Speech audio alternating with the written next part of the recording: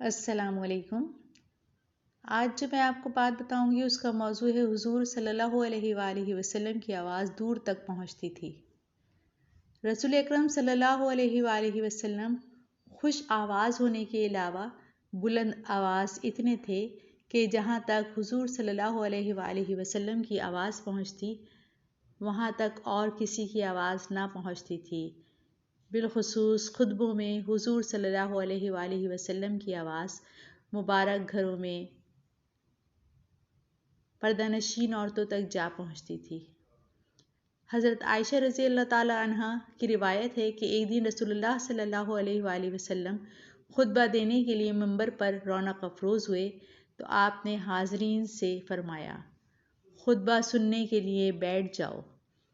حضور صلی اللہ علیہ وآلہ وسلم کی اس آواز کو حضرت عبداللہ بن رواحہ نے جو شہر مدینہ میں قبیلہ بن امیم میں تھے سنا اور ارشاد نبوی کی تعمیل میں اپنے مکان میں دو زانو ہو کر بیٹھ گئے۔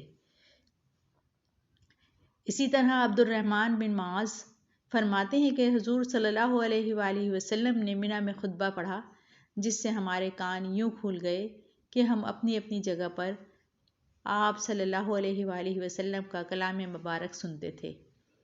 حضرت ام ہانی فرماتی ہیں کہ ہم آدھی رات کے وقت حضور صلی اللہ علیہ وآلہ وسلم کی قرأت سنا کرتے تھے، حالانکہ مکان کے اندر چارپائی پر ہوتی تھی۔ یہ رسول اللہ صلی اللہ علیہ وآلہ وسلم کی آواز مبارک کا اعجاز ہی تھا کہ حضور صلی اللہ علیہ وآلہ وسلم نے خطبہ حجۃ الوداع کے الفاظ ہر اس صحابی کے کانوں تک پہنچے جو اس وقت وہاں موجود تھا، حالانکہ وہاں موجود صحابہ اکرام کی تعداد 1,20,000 تھی۔ یہ میرے نبی صلی اللہ علیہ وآلہ وسلم کا معجزہ ہی ہے۔